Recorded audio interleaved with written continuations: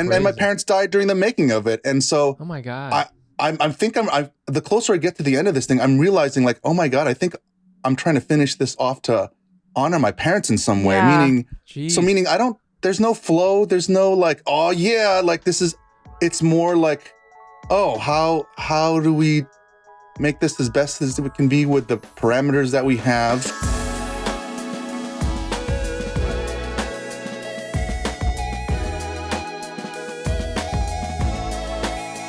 Yo, what's going on? It's the Asian Not Asian podcast. I'm one of your hosts, Mike Nguyen. I'm Jenny Arimoto. And we're coming at you from all across the country because you'll see the guest soon, but the guest is in California. Jenny is, where are you, Jenny? Oh, you're in Brooklyn. I'm in Brooklyn. You're in Brooklyn, okay. A corner of my room that I can't blur out because my laptop is too old for me to use the Zoom blur background, so you can kind of see everything. That's the Asian Not Asian podcast. We use outdated technology in order to come at you. So we're Jenny, I've got my old what is this? Apple MacBook. Jenny's got probably some sort of IBM ThinkPad, and that's our vibe.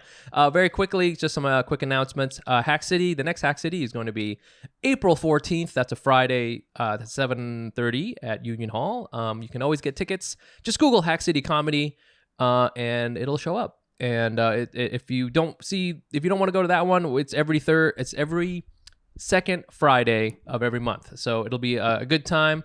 Also, Asian American Pacific Islander Heritage Month is coming up. And if you want me and Jenny to do a little thing for you, whatever that is, we can do all sorts of fun stuff. But if you want us to come to your organization and act a fool, we can. Just email us. We'll do it. We can't wait. We're sluts for heritage. Yeah. and it's representation for us to be able to be idiots publicly. We're sluts for representation. Mm-hmm. And so just email us at asiannotasianpod at gmail.com, and or you can slide into our DMs, whatever it takes. Finally, please leave us a review. We love reviews. We've been getting some really nice ones. You can do that if you go to the podcast app. If you're on the podcast app listening to us, just hit 5 stars and leave a review. If you're on Spotify, I don't think you can leave a review. Maybe you can. I don't think so. But at the very least, you can definitely hit follow, so you can always hear what's going on. And if you're on YouTube, hey, leave us some comments. We also get some really nice comments there. And our YouTube is actually like kind of growing. Not, it's okay. It's not bad. So if you're on YouTube, we appreciate you. But yeah, finally, we're going to just say hi to our new Patreon subscribers. Patreon, that's the best way to support the podcast. Just go to patreon.com/AsianNotAsianPod, and we'll give you a little backstory whenever we get a new subscriber. So we got someone today. Let's see here. This person. So, I'm gonna give you two things. It's kind of a simple name, not simple, but like a name that hey, Asian. But then there's a little twist. Okay, so name Jason Yu. Jason Yu. Okay. Okay. Now this person gave us a significant amount of money, but it's in Canadian dollars. So worthless. Okay, completely not useful at all. Will cost us money in order to. No, I'm just kidding. It is very nice, but it is in Canadian dollars. So take that what you will. Jenny, what do you think? Give us what are you sensing? What are you smelling here? Okay, immediately I imagine someone wearing a Toronto Raptors hat. Like to the side. Yeah. And he loves he's just like, oh yeah, like raps for life or whatever.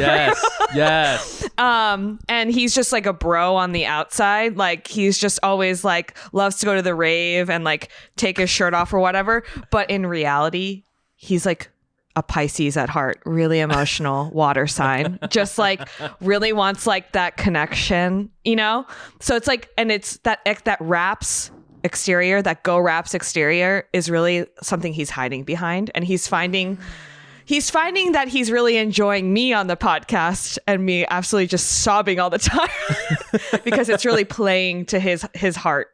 And he's Right. like, wow, maybe it's okay for me to be softer on my Instagram. I don't need to always post shirtless Right. like party selfies. I can just like talk about how I have a garden in my apartment. Right, he has a garden. Right, he does. Yes, Yeah. he listens to the podcast while he's hitting his decline bench. You got to hit the decline bench to get the lower pecs, but like a tear is coming out of his eye as he's listening to the podcast, and it's going up his face because the decline bench are like declined, you know? Declines, So he's like, damn, this decline bench is hidden, but so is this podcast, man.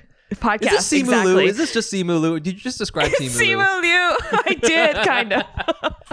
Oh my God. Well, thank you very much for the money, Jason/Simu. And we hope that your body fat is a reasonable level and that your emotional contact with yourself is also at a reasonable level. Again, if you want to check out, if you want to support the podcast, it's patreon.com/Asian, I assure you that the money we use directly support I'm going through our taxes right now.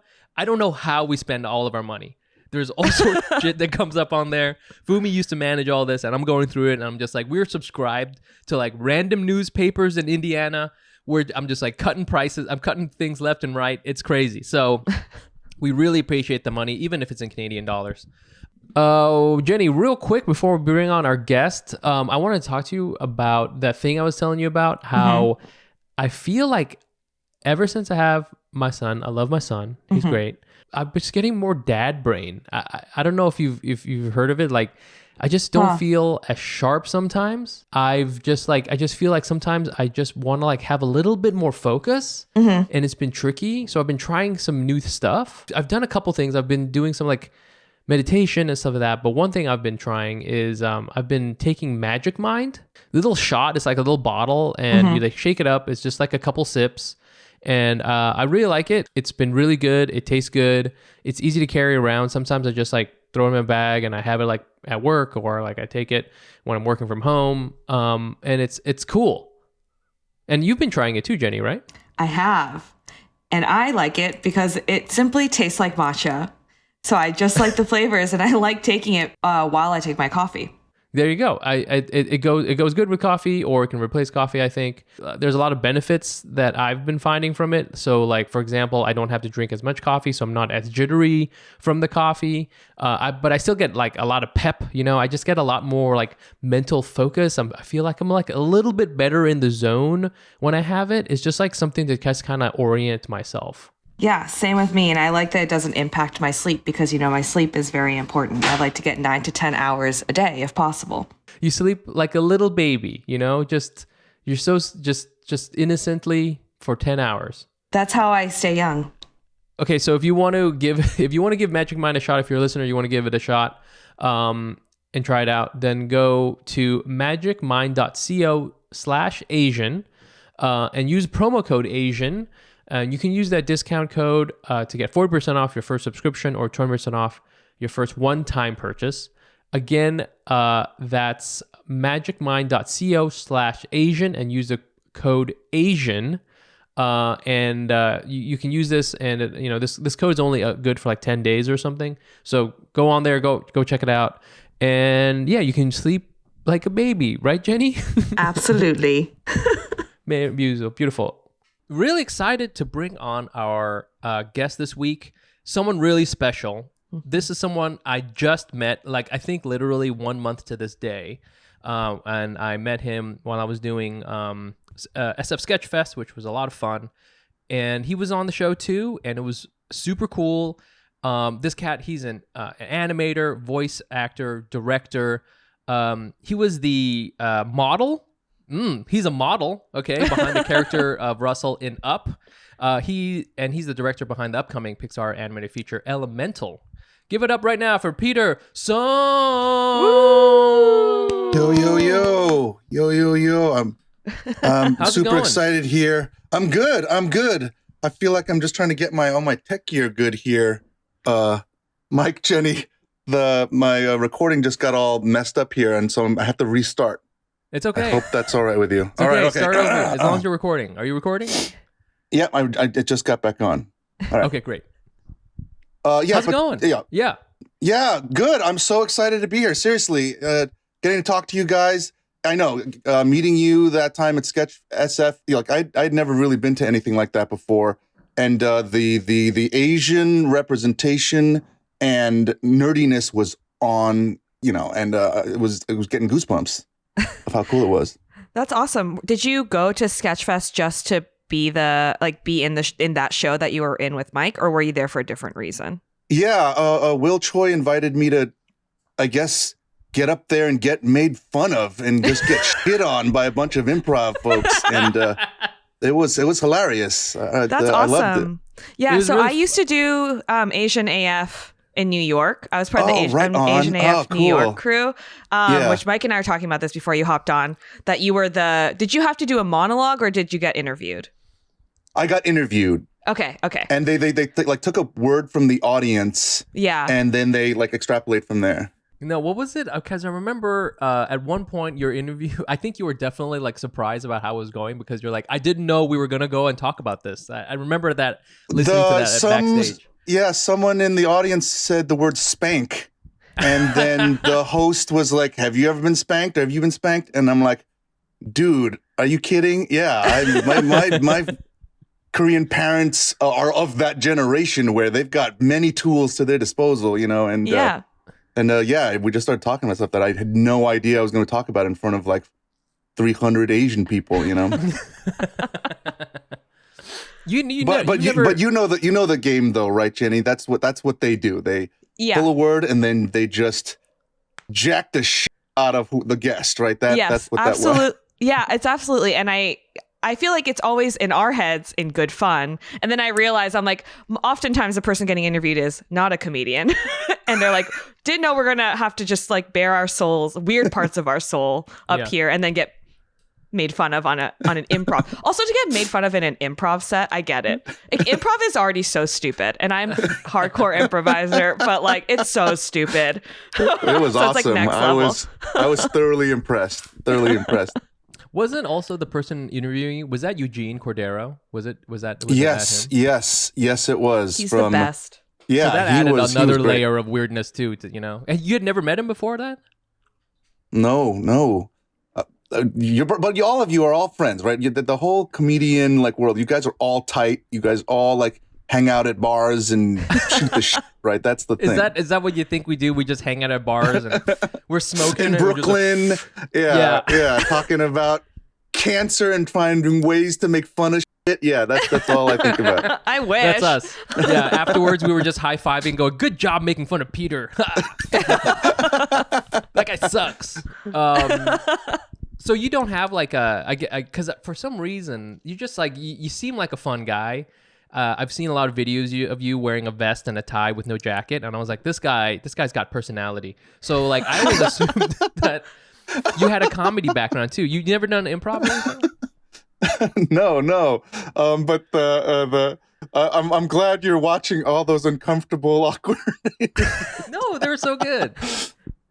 Oh boy, yeah, the internet. I enjoyed your little interview thing that happened when you were on stage, and then afterwards I was like very excited because you were on stage and they were taking photos, and I was like, hey, I'm Mike, and you were like, oh, I loved your set, blah blah. I just wanted to explain to Jenny how we met because that's you saw my set.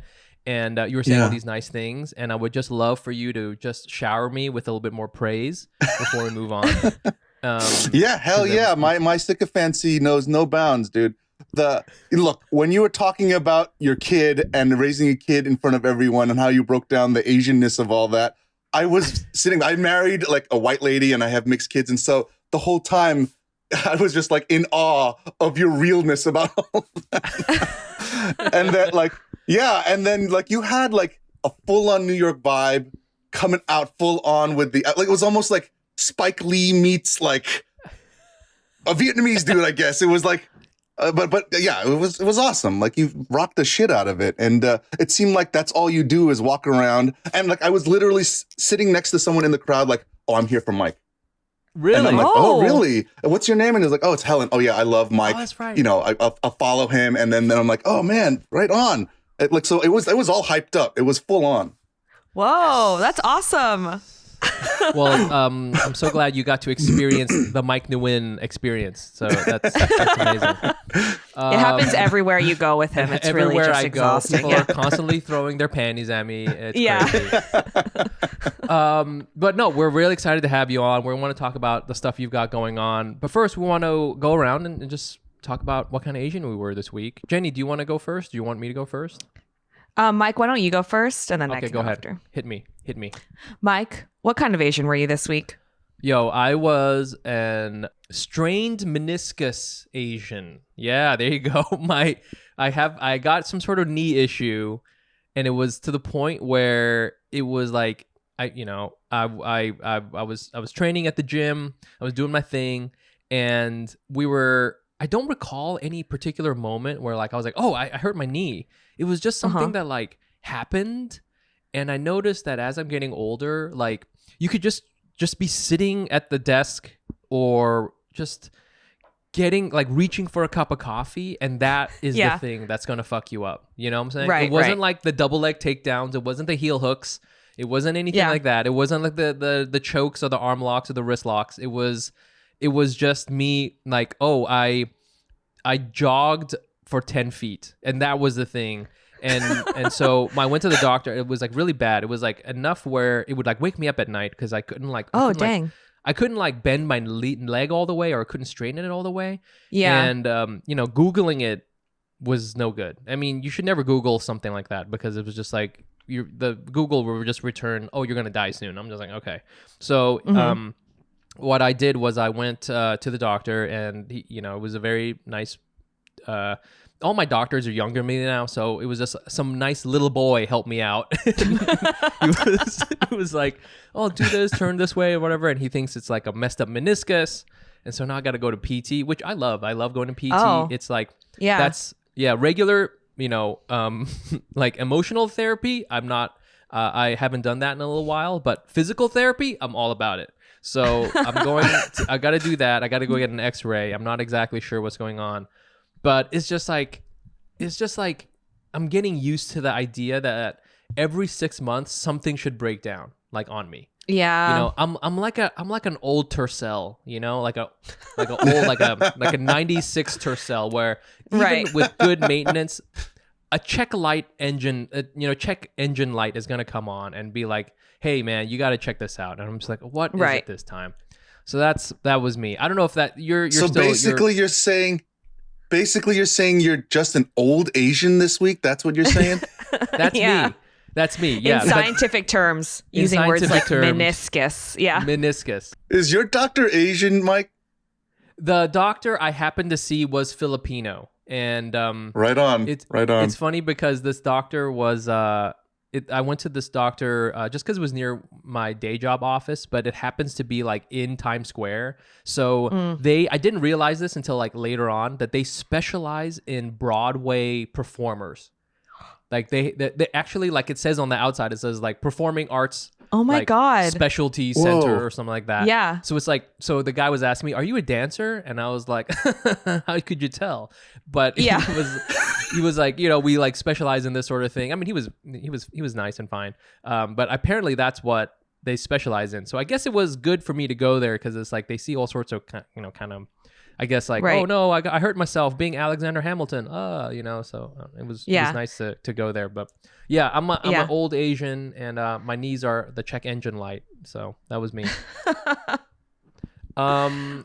Yeah, Peter, you want to? I ask about it because I don't know if you guys like look for Asian doctors like specifically to help you with your Asian issues, or it's whoever's the best. It's, now that I think about it, because I don't do it on purpose, but if there is an option to have an Asian doctor, I do kind of naturally go towards that, regardless of like man or woman, usually women, but like my dentist is Asian, my eye doctor is Asian, now that I think about it. It is crazy. I don't really have like a primary care doctor that's regular, but if I do see an Asian person on the list, I'm going there.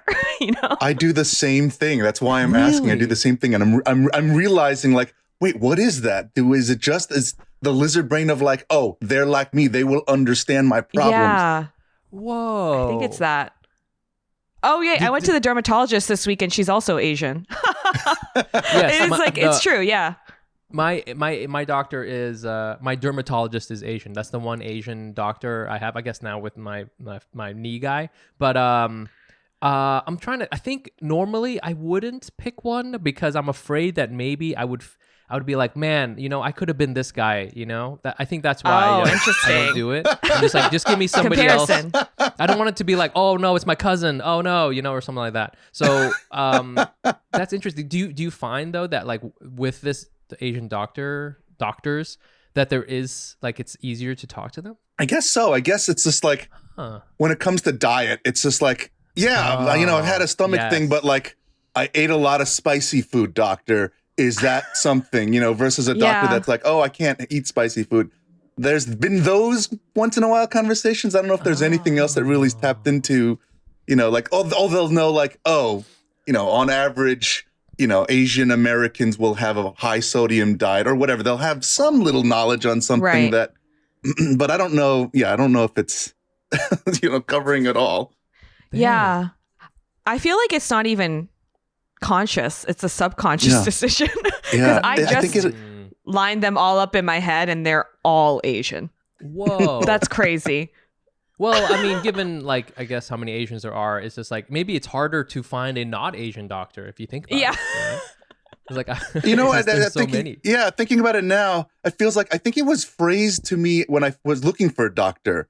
I talked to some friends and they're like, oh, I think it was just foundationally it was laid with someone saying like, oh, he's Asian, he'll help you out. And it made sense like, oh yeah, I guess so. And then I went with the doctor. So it was sort of laid out in front of me without me actually making a choice. Yeah. That's such a good point. And actually, now that you mentioned the food thing, I do remember asking my doctor saying, hey, because he's talking about my diet. And he's like, yeah, maybe you should switch from white rice to brown rice. And I was like, you don't understand me at all, doctor. What kind of thing? What kind of crazy thing to say is that to me? Yeah. Yeah. You're like, that's not a choice. You know that. That's not what. It's not a choice. We can't do that. You can't say that. You maybe eat like slightly less rice, but even that doesn't make sense. Why would you say breaking that? the system. Yeah. All right, Jenny, what kind of Asian were you this week? Mine is very similar. I was an appointments Asian. Ooh. So it's very, very similar. So I am doing all my doctor's appointments right now because I have limited health insurance time because I was part of a layoff.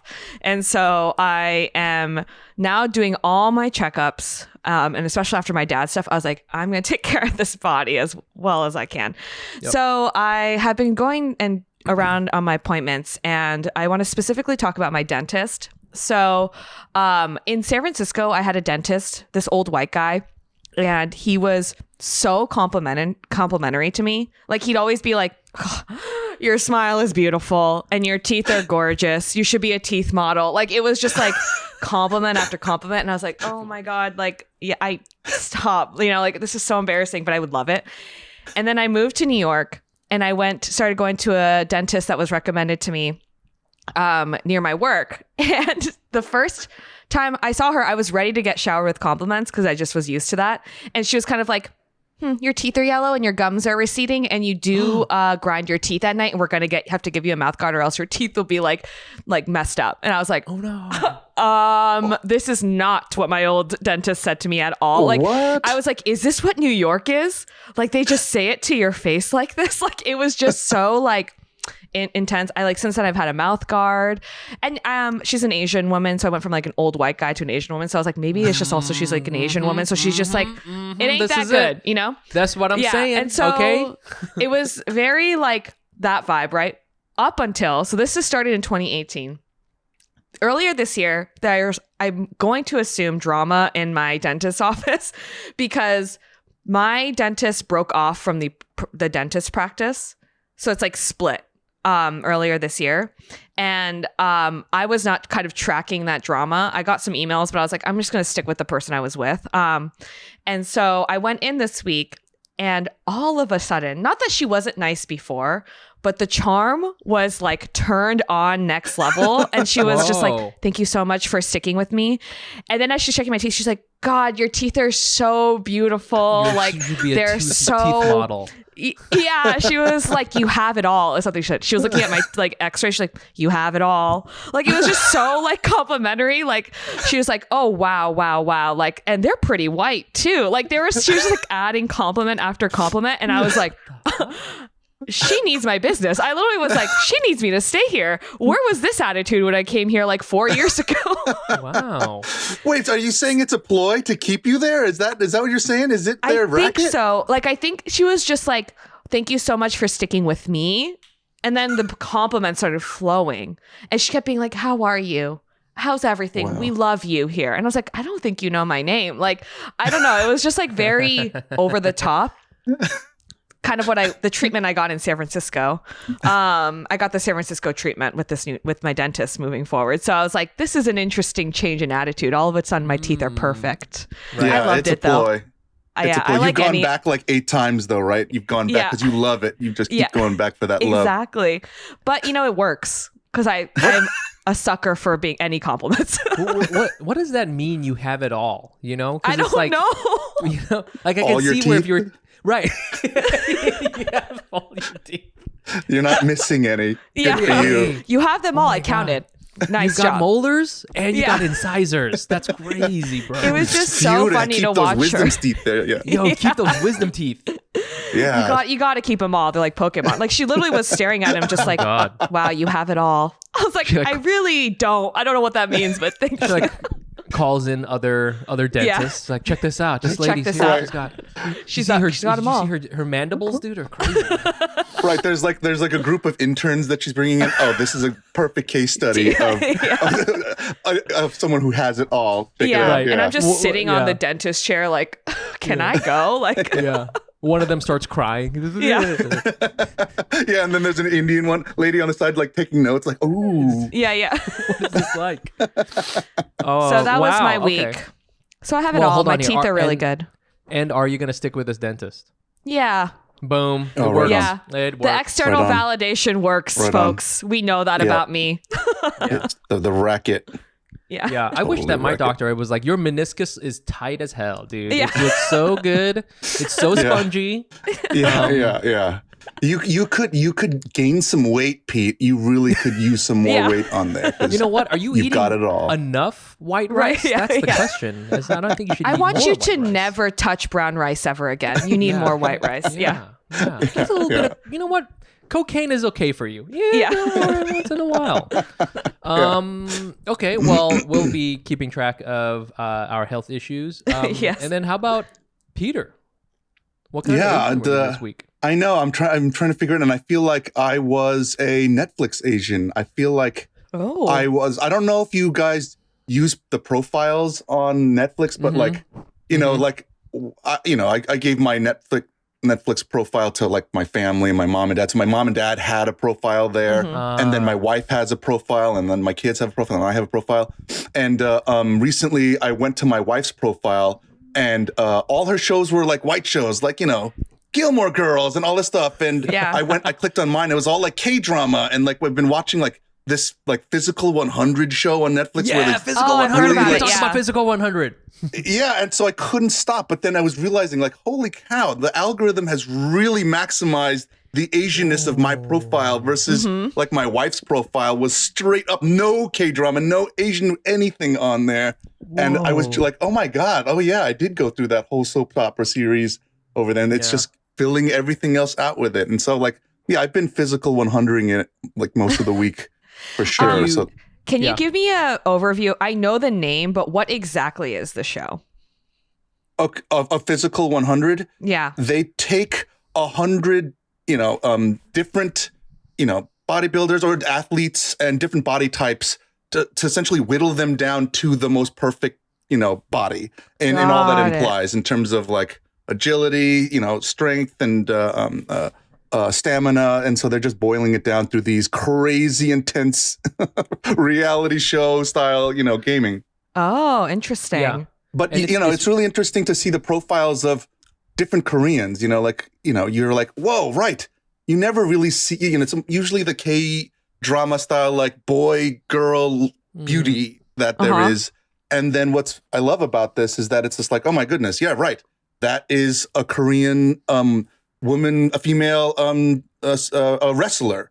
And the body type you just don't see in a lot of Korean media. Or this is a bodybuilder, that's a weightlifter, and that's like real Koreans and other Asians too. But like it was really cool. Interesting. Yeah, and it's very it's like if there was ever a stereotype about whatever Asian people look like, then this completely destroys it, because like everybody is fit in all these different ways and like jacked as hell, just the biggest Korean people you've ever seen, who are just like super swole, have no necks. It's just like, and it's funny too, because in Physical 100, you think it's gonna be whatever, the guy with the six pack, and like those everybody does pretty well, but like the person who's like really crushing it is the skeleton athlete, like which is like the like it's like the sledding sport. Yeah, like the luge guy. Yeah, when he comes on, so there's like a beginning part where like they all kind of come into the same room and like they all go, oh my god, there's like blah blah blah. Oh, they got him. Oh, that's crazy. They got this girl in here. And then when there's two people who are like really stand out. One of them is this guy. His name is Sexy Yama, who is he's like an MMA fighter. He's like he's actually I believe Japanese Korean. Okay. I think he's Japanese Korean, and he is like. So, I mean, they all look really good, and he looks especially good. And so when he comes in, everybody's like really like, oh my god, we're such big fans of you, blah blah. And he's like, there's a lot of bowing. And then the other guy is the skeleton guy. When he comes on, because he won a gold medal, so like in the Olympics, which is like tight. So, but when he comes on, everybody like shit their pants. Everybody's like, oh my god, the skeleton guy is here, and he's apparently like an amazing athlete. So like, it's just so crazy, like to look at this, and it's just so interesting to see, Okay, I gotta watch. I've seen a lot of like memes or like tweets about it, and I'm like, this is a show being discussed. I gotta watch it.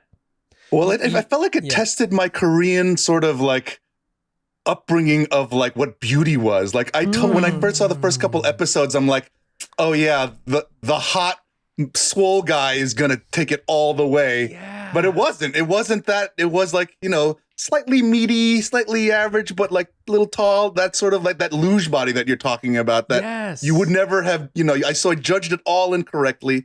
And they have this weird, creepy thing where they have a cast of everyone's torso.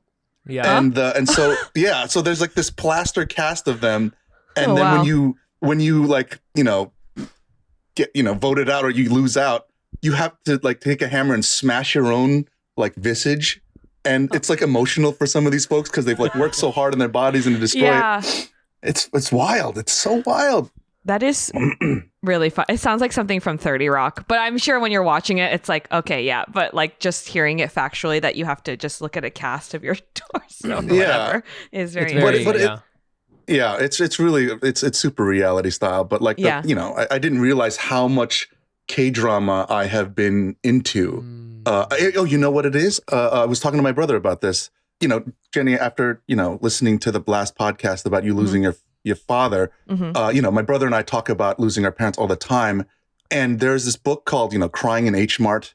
And, we had read it after our mom literally went through the same similar thing. But I felt like my brother and I were connecting, like, we're crying at Netflix because it's like, that's all we used to do is watch like K-drama with our parents. And that's how we would connect. Oh. And then watching some of these soap operas, you're just thinking about your mom and dad and what they would have cried at or laughed at. Totally. And now my profile is full on like all every like, it's hilarious.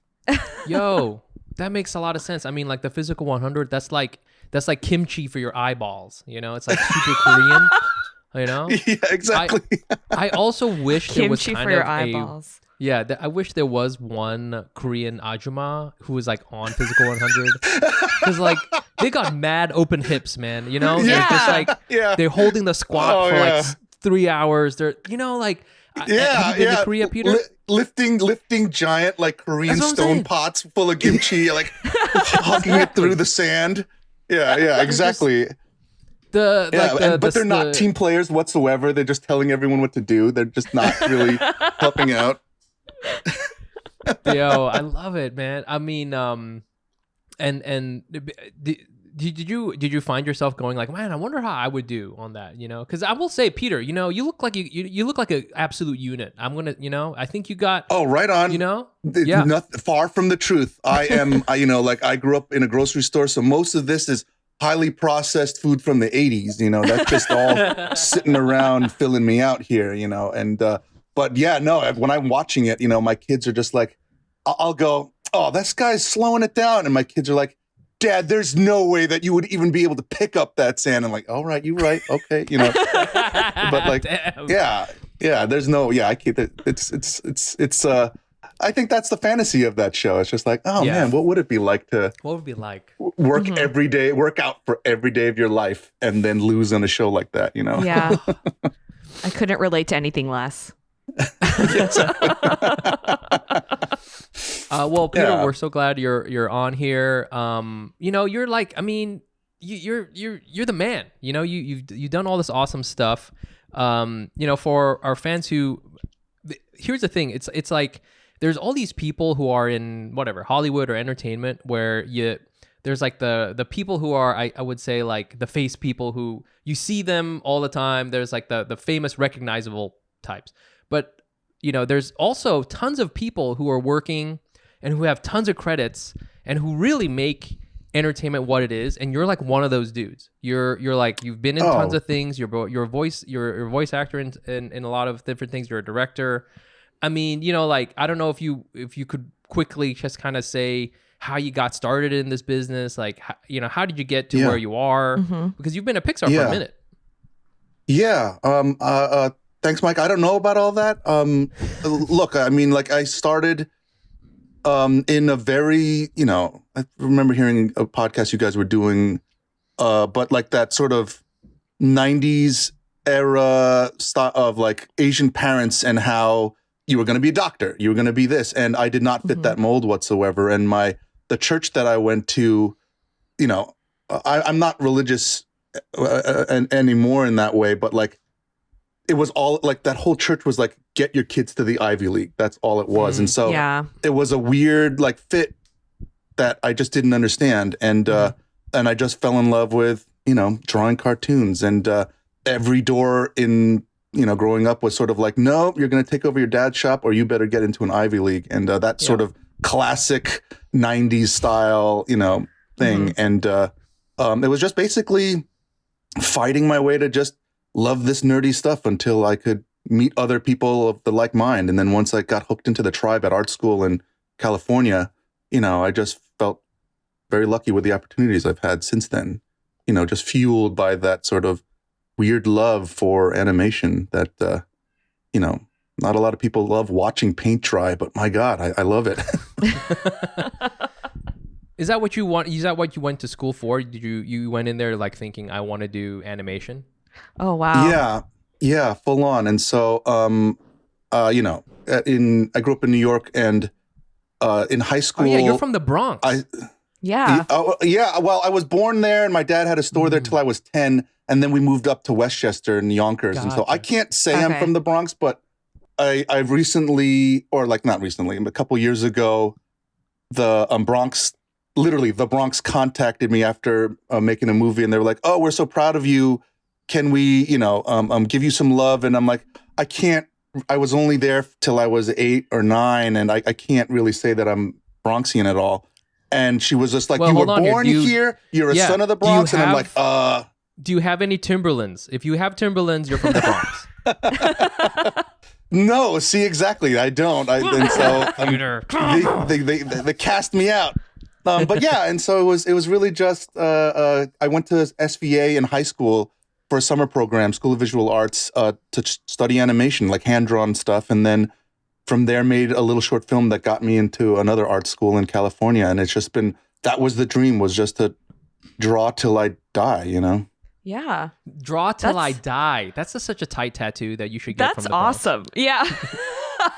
Well, I don't know how to do anything else. And so that's really, you know, the pickle that, you know, you're kind of in when you get bitten by that sort of bug, you know? Yeah. Yeah. Do you guys not feel like that? Do you guys not feel like you're just going to do comedy till you die? And I do feel like go ahead, Jenny. Well, I was going to ask, like, does it really, now that you're doing it, right? Like, you're doing it at the highest level kind of, place where everyone knows what this is. Like, does it feel really fulfilling in the way that you thought it would? Because I think for me, I discovered comedy later. Like, I'm so jealous that you knew so early. So early, I wish I knew myself. But yeah, does it feel like like everything is like really what it's supposed to be? Like, does it just feel like you're flowing in life? I don't know if it's that at all. I really feel like it's always just like, I guess the game has always been, how do you make something better? And in all honesty, like with that, and to do that, it fucking sucks. It's so hard. There's nothing easy about it. It's always difficult to just, try to rework something. Look, I've been on this specific movie for 7 years. 7 years, Jenny. And it's going to be done in, we just finished scoring last week, or almost done scoring. And I'm telling you how emotional I got, just because it's been a long time of just really hard work, and my parents died during the making of it. And so, oh my God, the closer I get to the end of this thing, I'm realizing like, oh my God, I think I'm trying to finish this off to honor my parents in some way. Meaning there's no flow. There's no like, oh yeah, like it's more like, oh, how do we make this as best as it can be with the parameters that we have? And, I mean, I don't take it for granted that I get to work with a lot of like-minded, talented folks, which really highlights, how amazing that studio is. But at the same time, your focus is just on, oh my goodness, I want this to connect, and I want the crew to be proud of the work that we're doing. How do I stay on top of that, for 7 years of just focusing on that? And it's hard. It's not easy. But I think by the time in 2 months, I'm just going to explode with, you were talking about that Raptors guy that with the Pisces thing. I feel like that's me. I'm going to be that dude that's going to be like, I started a garden during this thing. Like I feel it. I feel that coming. And I maybe there's some other subconscious that I haven't closed out. Like, Jenny, the way you were sort of like really open about how you were processing your father's death was in such an insane, healthy way. Like, I couldn't believe how in tune you were or are with how to process it. Like, I had none of those tools. I was just like, gotta keep working. And it's just like my father. My father would have just been like, work hard. And I just kept doing that. And now that this work is getting to an end, I'm feeling those feelings. And like that podcast hit me at a place where the door is opening of like, you got to deal with it. And I'm like, like I haven't cleaned out my mother's house yet. Like, hearing you that you were doing in your dad's office, it really hit me. I'm like, oh my God, I have to go back to, Yonkers with my brother. My brother still lives there where my mom's condo is. And, she still has all her like, her Burberry jacket in the closet. She's got all her Burberry jacket, dude. Yeah, the full Korean Ajima style, the Asian all of that style. stuff.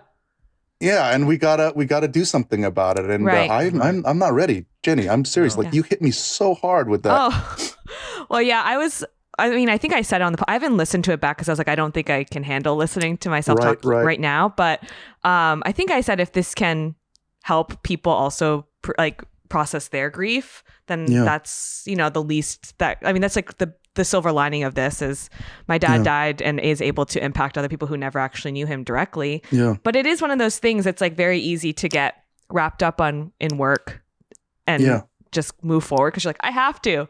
But I think everyone hits a point where you have to process. And I think it could be on any timeline. I think I'm moving quicker because I've laid off, so I have no job. So I kind of have the time to just sit here and process. But yeah, thank you. I'm glad I talked about it then. I'm glad I'm being honest on the podcast.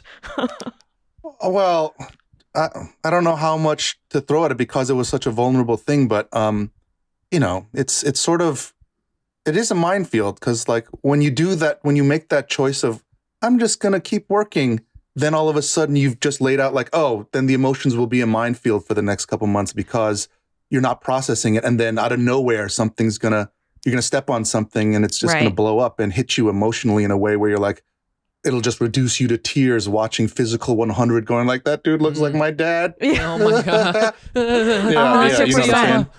Yeah. yeah. My dad was so sexy. I miss his sexiness. He could have lifted that boat too. God, I miss his sexiness. Yeah, it would have been, it's just such a weird thing. Totally. Yo, yeah.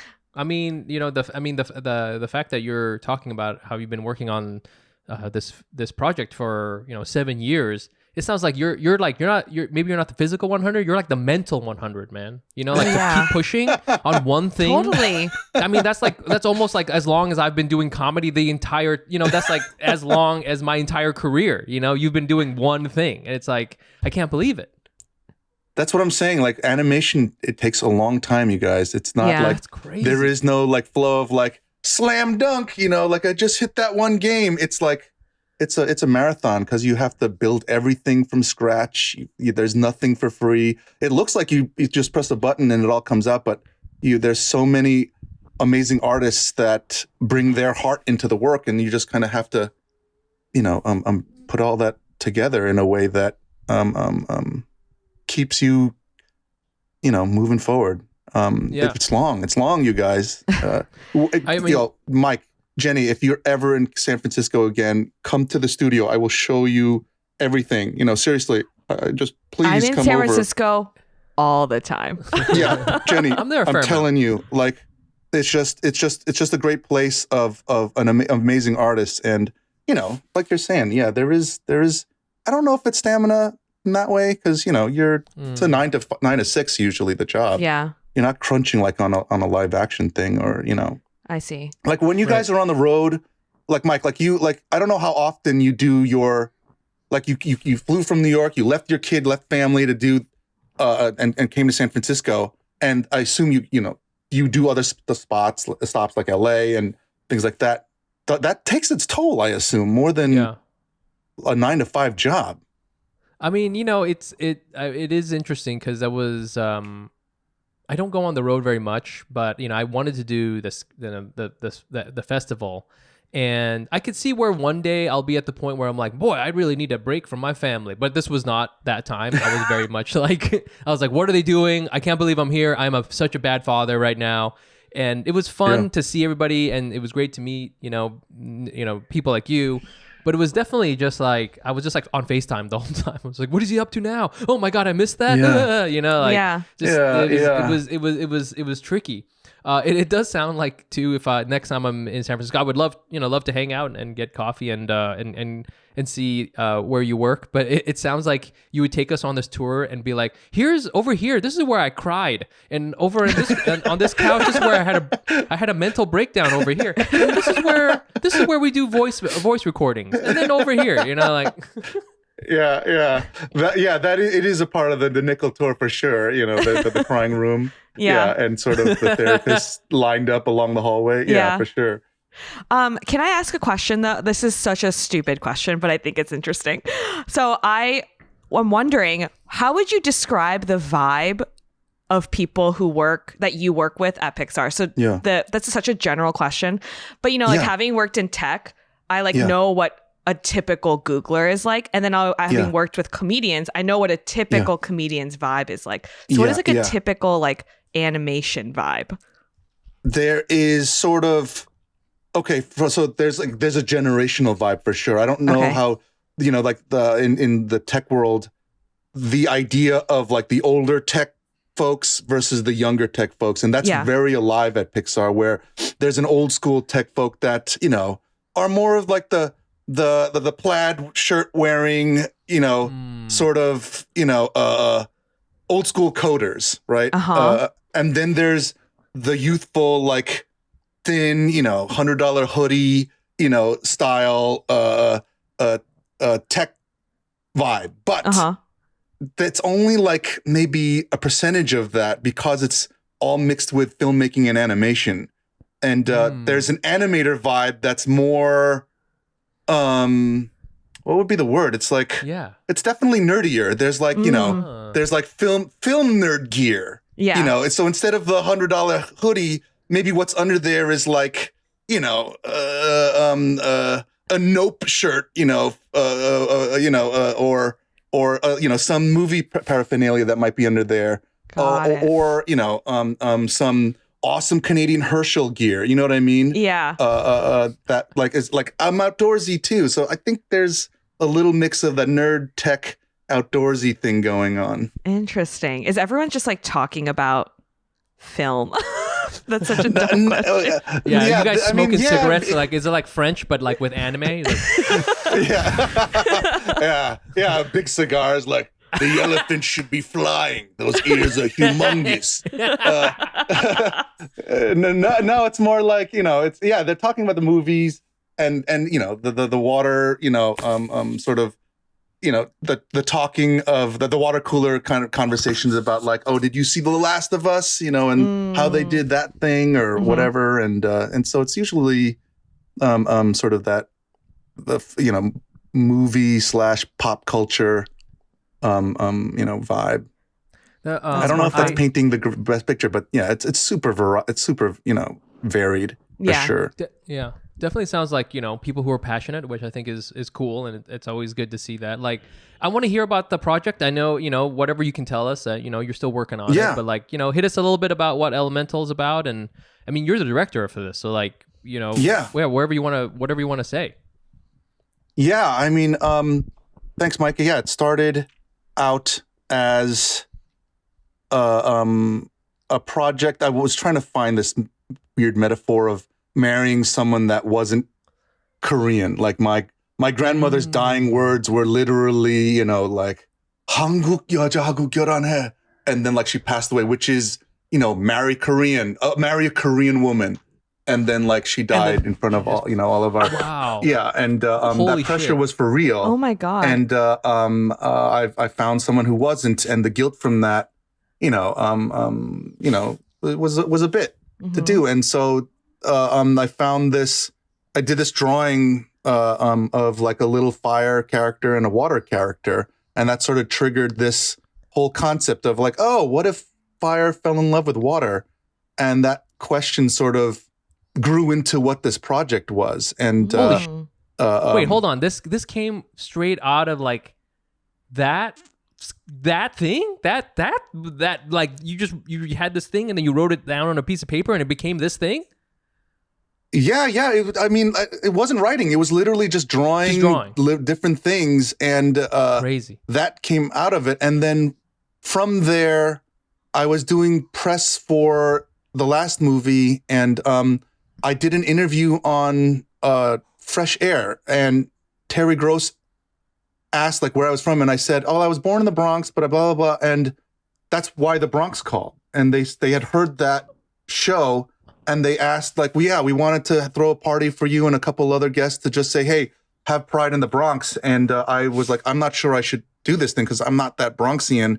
And they're like, no, you should come. You know, you're born here, and you know, you have roots here. And I'm like, you should give it to a doctor. I don't have any value at all.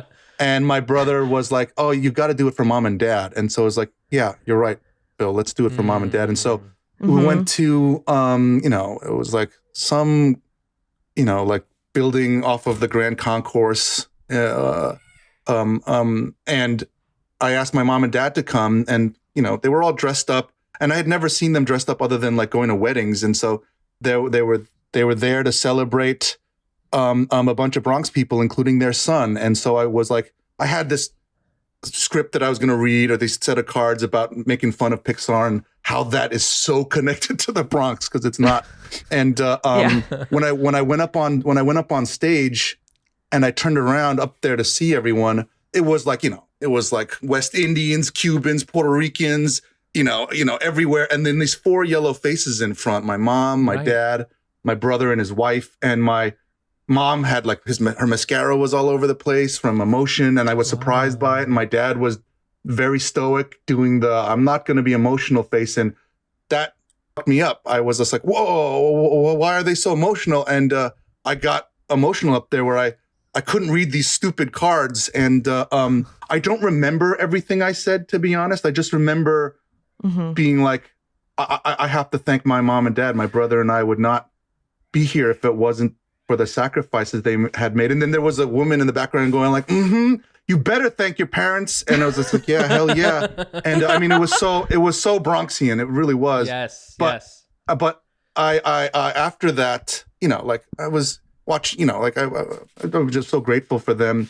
And then I told this story to some folks at Pixar, and they were like, oh, you have to do that as a movie. And, you know, and so it was that idea merged with this, what if I fell in love with water concept that triggered this idea for this movie. You know, like the ideas of the elements. You know, when I was in high school, I was a terrible student. And when I would look at the periodic table, all it looked like to me were apartment buildings. You know, there's like copper, they live next to nickel, but don't trust helium because they're gassy, you know. So I was like, oh yeah, they're really funny little characters here and there. And, but I could, you know, I started with that idea of elements, and then I couldn't make fun of boron. And so I just boiled it down to like the classic elements, you know, of earth, you know, fire, water, and air. And that those three ingredients sort of became this movie, which, you know, started so long ago. Wow. And I've just been growing the that for since then. But is yeah, so cool. that moment with my parents. And then, like, you know, my dad died a couple years after that. And then my mom died last year. And so literally the movie is about thanking our parents. And my dad was a surprise for us as well, just like what you were saying, Jenny. And like, it shocked us that like, wait, what? He just suffocated? Wait, what? Yeah, he was blue. He was blue. I'm like, what? And then he died. And then the aftermath of that, I was so, you know, obviously shaken by it, but there was a gratefulness because of this weird project. Some of the folks that, you know, were supporting me at that time before my dad died were like, you got to ask him all the stories. Like, what did he do when he came to the country for the first time? And like, you know what? I know a lot of these stories, but I'll ask him. And then I got so many of these stories through the research for this movie, and then he died, and that I would never have had if I had never asked this stuff. Wow. And and so these little stories about, like, you know, he used to be a hot dog cart guy in Midtown, and you know, he would, you know, tell stories. He was like, yeah, like you had to tip the doorman so that they could watch your cart, so you could, you know, go to the bathroom. I'm like, oh my God, Dad, I had no idea these stories. And so, you know, we got all these amazing stories about from this little period of research that we would never have had, you know, because he would just surprisingly, you know, just went away, and we were like, oh shit. And so again, like, you know, 2 months from now, this thing's going to be done, and I can feel it. I can feel like I'm going to get destroyed by this whole thing. Like you're saying, there's going to be some hallways just full of my tears, just like. And so I'll be like, yeah, Mike, Jenny, come to Pixar. This is where it's still the mold line from like the floods in Katrina. Like, yeah, look at that. That's from my tears there. You know. Yeah. Well, yeah, it's like I didn't realize this movie truly is like a letter to your parent, or like a love letter to your like family. Yeah, it's grown more so because of what was going on. Right. It really didn't start out to be that personal. And it's not that the film's not an autobiography, you know, obviously. Right. You know, but the story, you know, the Element City is, you know, very much like a New York City, you know, but it's based around water, and a lot of the characters are diverse in terms of, you know, the different cultures or communities that are sort of, you know, inhabiting it, and then how this fire family comes to this city for the first time, or how they immigrate there and then make a life for their family. And so it's sort of, you know, it has some seed into, you know, life, but it's made by so many people. You can just feel everyone on the crew in the film. Dang. So you're saying this is an Asian movie. Got it, Peter. Got it. This is. There's definitely some Asian love in there. Yeah, but like, dude. You know, well, the fire people are, you know, they're like hot, spicy food. So there's some connections, you know. Yo. You know, hey. Something's in there. They're probably not Japanese.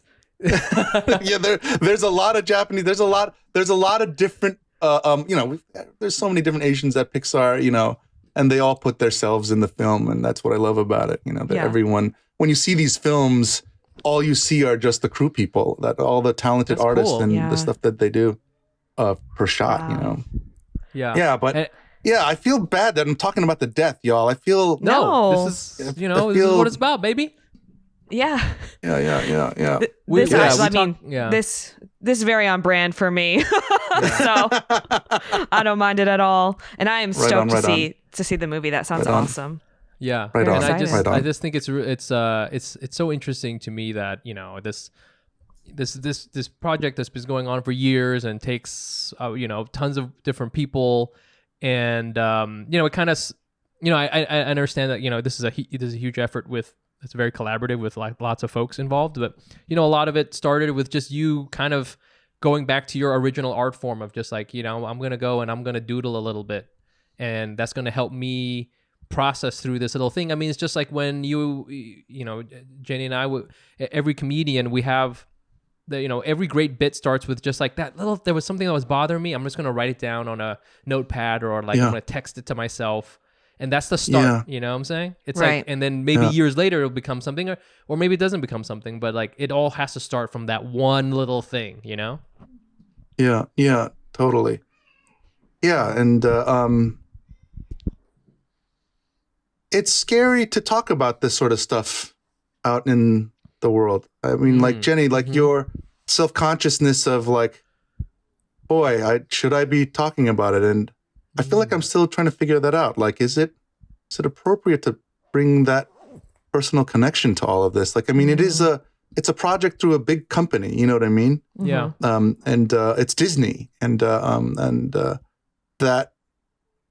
I mean, I should check myself, honestly, like for some modicum of either protection or, I don't know, but talking to you guys is making me check it. Like, is it appropriate? Like, I'm honoring my parents, which I feel good about. Yeah. But I'm gonna get fucked up. I know it. I'm ready for it. Do it. And let it happen. Let it happen. You can't stop it. I guess, and text us. I guess while ask it's your happening. parents. No, but I guess more than anything, like, ask your parents, like, ask your mom, like, get the stories, like, get them before they are lost. Like, it's so important. Totally. On my 30th birthday, I asked my dad to write an essay, or I asked both my parents to write a short like essay or story of their life. And my dad said, absolutely not. It's hard to get them to do it. Yeah. He was like, that's just like another job for me. And I was like, okay. And he's like, yeah, if you set aside time, I'll talk about it. And I was like, okay. And then I'll try to set aside time. He's like, Jenny, I just want to watch the Cowboys game. You're like, okay. It was the same. It was impossible. How did you get your dad to get these stories? Because like I realize that our parents a lot of times, because they were immigrants or whatever, they're not like equipped to center themselves and to like reflect on these stories as like worth telling. It's just like something that happened to them. It's just like and for us, because we're, creative assholes, we like turn everything that happens to us into a story. So, but it took a while for us, I think, to realize we could do that. But for our parents, it takes they're like, well, why would you want to hear about the time that we lived in our car for a while, right? So, but how did you get your dad to kind of open up? I think it had a lot to do with like the thing was driving, to be honest. Like, it was just driving around to try to jog some of the memories that I remember. That we went to his original grocery store that we had grown up at, and so it was just driving around places and asking questions, but then making fun of some stuff to be like not serious about it. But I think it was like literal physical locations that helped open it up, like versus I did try with my brother to like have a sit down and like talk about stuff, and it got awkward for sure. Hard, and it made me sad. Yeah, like you were saying, Mike, like it's hard for them to talk about because they don't see value in their stories. They didn't see. My dad doesn't see value in what he accomplished, and it breaks my heart. Like it's just like, oh my God, where you don't see value, it's the only gold that my brother and I have now is what those stories are. Like until we die, it's these little protected, like little Asian immigrant nuggets of like, oh my God, what you guys did. And then I want to pass those nuggets. Like if I'm going to pass anything down, that's what I want to pass on is who they were, to my kids, and I have guilt from that I'm not doing it properly, and because but it's exactly what you're saying, Mike. Like I don't know if they saw the value in their stories. Yeah, well, it's a lot of pressure too. I mean, I understand what you're saying too, because if you feel like you're like the steward of this thing. Like this is a very stupid example, but like I know how to make nước chấm, which is like the dipping sauce that Vietnamese people eat. We eat it with everything.